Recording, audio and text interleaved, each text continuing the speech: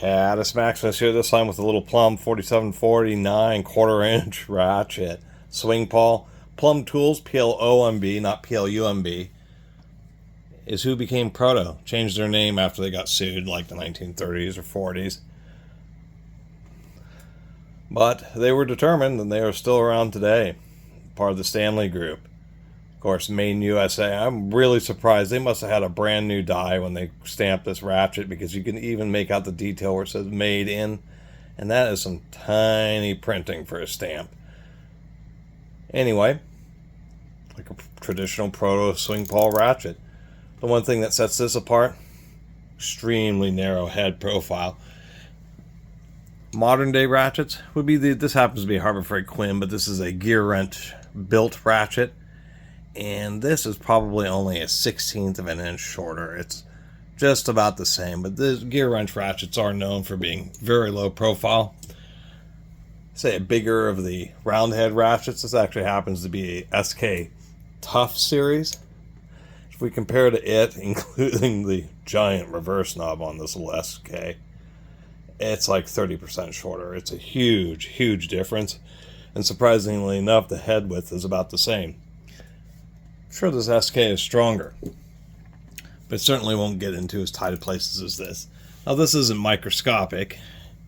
We have like this little power torque I got from O'Reilly's. This is the smallest pairhead ratchet I've ever seen. So, still quite a bit bigger, but this will certainly handle more torque than this little guy will. Anyway, one thing I'll mention about it is that when they assemble, it seems that they assembled it, ground this top side, because even the screws appear to have been ground, and then put on the reverse lever, and then did the same on the bottom side, but like without the anvil, because this plate, if you look here, I mean, it is pretty darn flush. It is so perfectly flush that it would need to have been installed and then uniformly ground with the ratchet body. Takes extra work to do that. One thing I find interesting is there is no shape to the handle on this. It's just a stick. Although I do appreciate the real high quality deep knurling. Every time I use knurl tools, I just find that I have a better grip on them. They don't want to slip out of my hands as easy. People want all these comfort grips, and I don't know what their discomfort is with traditional little ratchet handles. Pop this little plate off here. Not lose our screws. It's looking like a 36 tooth. Real simple design. One of the most universal and copied of ratchet designs. And all the reverse lever does is either push one pawl out of the way or the other. There's many styles of these. Torque wrench manufacturers actually like this style because you can have a center position where both pawls latch, and it just locks the anvil in a fixed position. And I guess for certain torquing applications, try not to hose myself down here, and just a little bit of light lubrication. It's really one of the best things to really keep ratchets running nice and good for a long time without kind of the issues of grease, where once the grease gets old it becomes hard and then the ratchet doesn't really want to operate properly. On these swing pawl ratchets, those little pawls really have pretty light springs behind them, and so just a normal light lube is all you really need. Pretty strong detent ball on this. I will give them credit. You know, this has a nice thing where they actually went and beveled each and every corner has been individually ground and beveled. A bit of wear on this anvil. You can see where it's polished, so this ratchet definitely made or definitely got some use.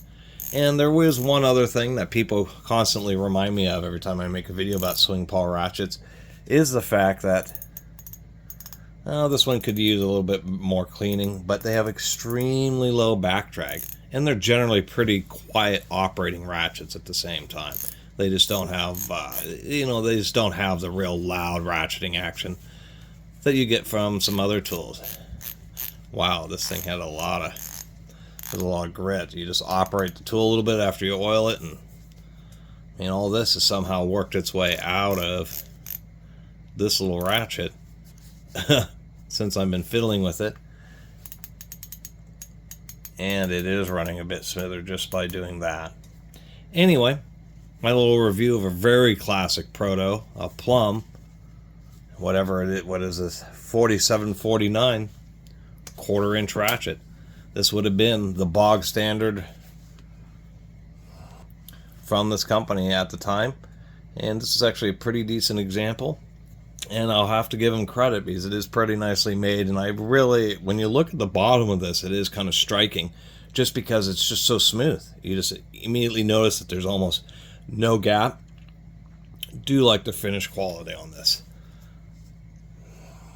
It was an all hand tool made with care, probably 75 to somewhere around there, 3/4 of a century old.